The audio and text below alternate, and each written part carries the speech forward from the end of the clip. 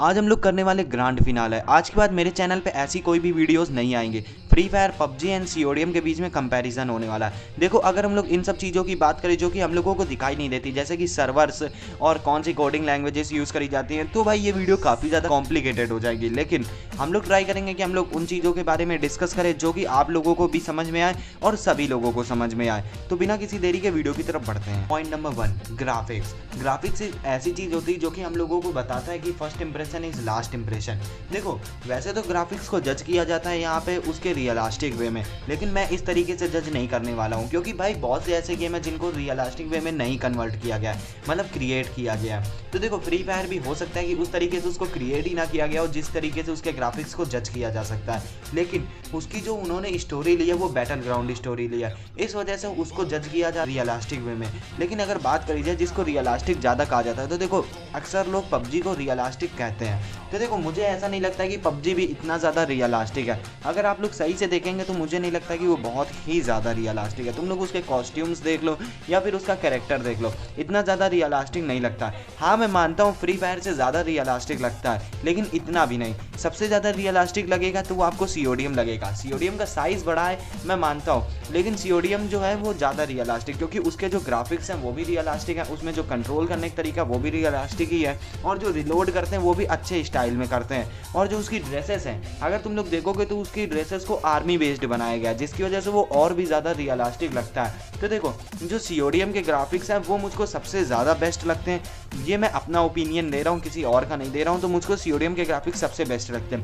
Free fire के graphics इस वजह से कम अच्छे हैं। देखो, फ्री फायर के ग्राफिक्स सबसे कम अच्छे हैं, ठीक है, पबजी और सीओडीएम के मुकाबले। फ्री फायर के ग्राफिक्स इस वजह से ज़्यादा अच्छे नहीं है क्योंकि उसका साइज़ कम है। लेकिन हर पॉइंट पे हम लोग साइज़ को डिस्कस नहीं कर सकते हैं, क्योंकि हर पॉइंट पे अगर हम लोग साइज़ को डिस्कस करेंगे तो सब कहेंगे तो हम लोगों ने तो नहीं कहा था ना कि साइज़ कम रखा जाए, लेकिन उनको इस ऑडियंस को टारगेट करना था जिनके पास इतने अच्छे फ़ोन्स नहीं थे। लेकिन अगर बात करी जाए पबजी की, तो देखो पबजी का साइज़ जो है वो बड़ा है, इस वजह से उसके ग्राफिक्स और भी ज़्यादा अच्छे हैं। और जो सीओडीएम है उसका तो एकदम ही तुम लोग समझ ही सकते हो, काफ़ी ज़्यादा ही है, इस वजह से उसके ग्राफिक्स बहुत ही ज़्यादा अच्छे हैं। तो देखो, ग्राफिक्स के मामले में बात करी जाए तो सबसे बेस्ट सीओडीएम ही है, और मेरे हिसाब से कई चीज़ों में सीओडीएम सबसे आगे रहेगा क्योंकि उसका साइज़ मैटर करता है। लेकिन आगे पॉइंट पे हम लोग साइज़ को बात नहीं करने वाले, क्योंकि साइज़ पे हर जगह नहीं रखा जा सकता है, वो इन लोगों की एक कमी नहीं है। साइज़ इन लोगों ने खुद ब खुद डिसाइड किया था। अब बाकी चीज़ों पे डिस्कस कर पॉइंट नंबर 2 में हम लोग बात करने वाले कॉन्सेप्ट के बारे में। तो देखो, सबसे पहले बात कर लेते हैं पबजी के बारे में कि आखिरकार पबजी के पास ये कॉन्सेप्ट कहाँ से आया। तो एक मूवी थी जिसका नाम था बैटल ग्राउंड। उसमें कई फ्रेंड को एक आइलैंड पे उतार दिया जाता है, उसके बाद वो लोग अपने फ्रेंड को मारना शुरू करते हैं और जो जीतेगा वही विनर होगा। तो पबजी के दिमाग में कॉन्सेप्ट यहीं से आया था, लेकिन ये पबजी का जो कॉन्सेप्ट था वो लगभग ओरिजिनल था। लेकिन अगर बात करी जाए फ्री फायर और सीओडीएम की, तो देखो फ्री फायर का जो कॉन्सेप्ट था वो ओरिजिनल नहीं था, उसने लिया था पबजी से ही और सीओडीएम ने भी। लेकिन फ्री फायर ने अपने आप को काफ़ी ज़्यादा चेंज किया और कुछ नई चीज़ें लाई। अब जैसे कि उसमें कुछ ऐसी चीज़ों को लाया गया जैसे जो जादुई होती हैं, मतलब कि जैसे डीजे आलोक ला दिया गया, क्रोनो ला दिया गया। तो उन्होंने अपने कॉन्सेप्ट को अलग करने की कोशिश करी, लेकिन जो उनका बेस था वो तो बैटल ग्राउंड ही था, और बैटल ग्राउंड का आइडिया उनके पास यहीं से आया था। तो देखो, इस चीज़ में जो है जीतेगा वो पबजी जीतेगा, क्योंकि सबसे पहले पबजी ही आया था। पॉइंट नंबर 3 की तरफ बढ़ते हैं। पॉइंट नंबर 3 में हम लोग दो चीज़ों को डिस्कस करेंगे, जिसमें आएगा कंट्रोल्स एंड स्किल्स।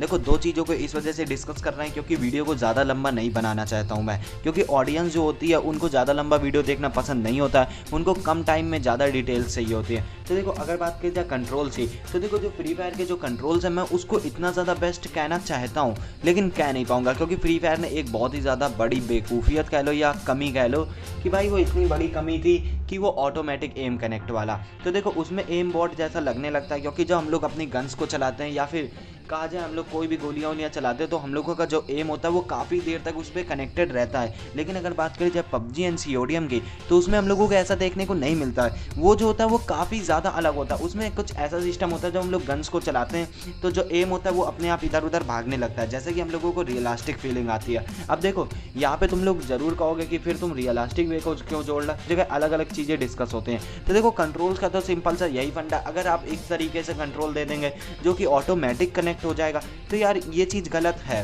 लेकिन अगर बात करें जब पबजी में, तो पबजी में ऐसा देखने को नहीं मिलता। पबजी के कंट्रोल्स काफ़ी ज़्यादा स्मूथ है और काफ़ी ज़्यादा सही है, लेकिन CODM के कंट्रोल्स जो हैं वो काफ़ी ज़्यादा ही बेस्ट हैं, क्योंकि CODM के कंट्रोल्स मुझे सबसे ज़्यादा बेस्ट लगते हैं। और CODM के जितनी भी सारी चीज़ें हैं, जैसे कि रिलोड करने की बात करी जाए तो भी अलग ही तरीके से रिलोड किया जाता है। हर चीज़ मतलब CODM में बेस्ट करी गई है। बट उन लोगों के दिमाग में ये क्वेश्चन आ रहा होगा कि CODM जब इतना ही बेस्ट है तो इतना ज़्यादा फेमस क्यों नहीं हो पाया। तो देखो इसके पीछे दो कारण हैं, या तो तुम ट्रेंड को फॉलो करो या तो तुम ट्रेंड बनाओ। तो देखो CODM जो था वो ट्रेंड को फॉलो कर रहा था, इस वजह से उसका जो लॉन्चिंग टाइम था, जब उसने गेम को लॉन्च किया तो वो काफ़ी ज़्यादा लेट किया था।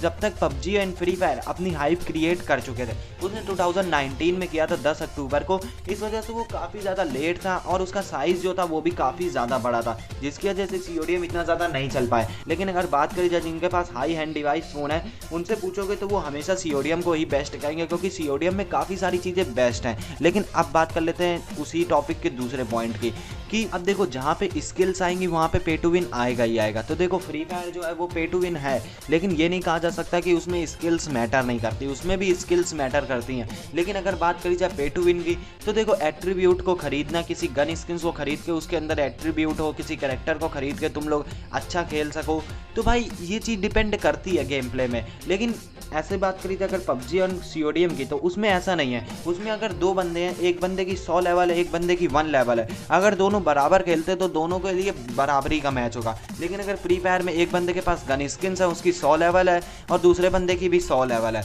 और दोनों की स्किल्स बराबर है, जिसके पास गन स्किन है वो जीत जाएगा, क्योंकि उसमें एट्रीब्यूट डिपेंड करते हैं और तुम्हारा कैरेक्टर की स्पीड बढ़ जाती है, डीजा लोग तुम्हारे मतलब HP बढ़ा देता है। ऐसी सारी चीज़ें बहुत ही ज़्यादा मैटर करती हैं फ्री फायर में। लेकिन फ्री फायर में भी अपनी स्किल्स मायने रखती हैं, क्योंकि उसमें भी अपनी मूवमेंट स्पीड को बढ़ाना होता है, ग्लोबल स्पीड को बढ़ाना होता है, तो उसमें स्किल्स मायने रखती हैं। लेकिन फ्री फायर पे टू विन है, ये बात सच है। और अगर बात की जाए पबजी एंड CODM की, तो पबजी और CODM में स्किल्स ही मैटर करती हैं और उसमें एम भी अपने आप कनेक्ट नहीं होता है, तो तुमको अपने एम को कनेक्ट करना आना चाहिए।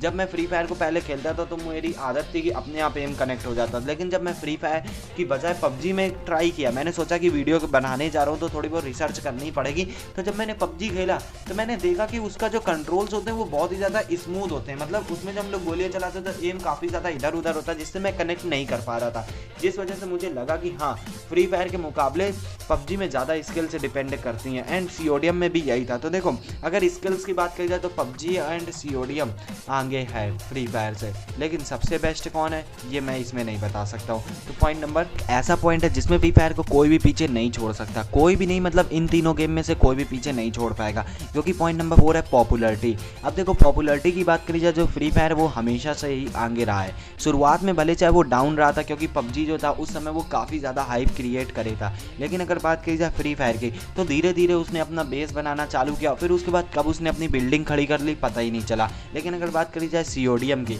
तो CODM जो था उसका साइज़ और उसका जो डेट थी लॉन्च, इसकी वजह से वो इतना ज़्यादा फेमस नहीं हो पाया। लेकिन जो पबजी है, पबजी ने फ्री फायर को शुरुआत में पीछे छोड़ा है, लेकिन अब इस वजह से नहीं छोड़ पाया क्योंकि जो पबजी था वो बैन हो गया था, जिसकी वजह से अब वो दोबारा आया। लेकिन अब जो बैटल ग्राउंड की दुनिया वो धीरे धीरे धंसती जा रही है, मतलब जो बैटल ग्राउंड की दुनिया वो धीरे धीरे ख़त्म हो रही है। अब सभी लोगों को ओपन वर्ल्ड गेम पसंद आते हैं, क्योंकि बैटल ग्राउंड गेम में आप लोग ज़्यादा कुछ नहीं कर सकते हो, वही नॉर्मल सी चीज़ें कर सकते हो, इस वजह से वो इतना ज़्यादा फेमस नहीं है। फ्री फायर इस वजह से फेमस है क्योंकि वो नई स्किन्स लाता है, नए कैरेक्टर्स लाता है, कपड़े लाता है, इलाइट पास लाता है, अलग अलग, ये सारी चीज़ों की वजह से फ्री फायर और भी ज़्यादा फेमस है और पॉपुलैरिटी में फ्री फायर हमेशा से ही आगे रहा है। तो आज हम लोग इस पॉइंट में एक ऐसी चीज़ के बारे में डिस्कस करने वाले हैं जो कि इस गेम से जुड़ी है भी नहीं भी है। तो हम लोग बात करने वाले हैं ई स्पोर्ट के बारे में। तो देखो मैंने सुना है कि लोगों के लिए ई स्पोर्ट काफ़ी ज़्यादा इंपॉर्टेंट होने लगा है, कि मेरे हिसाब से जो है वो ई स्पोर्ट इतना ज़्यादा बेस्ट नहीं है। देखो ई स्पोर्ट तब तक है जब तक वो गेम है, जिस दिन वो गेम चला गया उस दिन उस गेम का ई स्पोर्ट चला गया।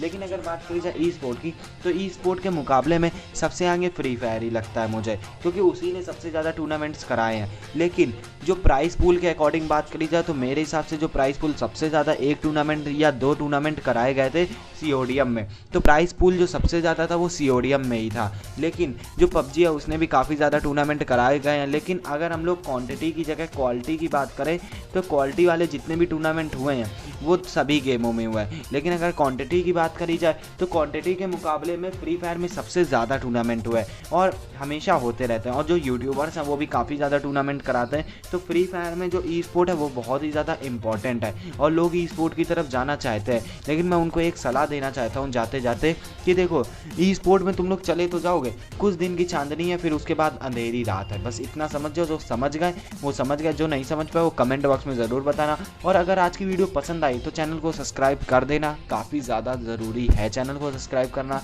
हो सकता है कि तुम लोगों को इतना, देखो अगर तुम लोगों की वीडियो पसंद आई तो चैनल को सब्सक्राइब कर देना, वीडियो को लाइक कर देना। मिलते हैं नेक्स्ट वीडियो में। Thank you for watching, bye.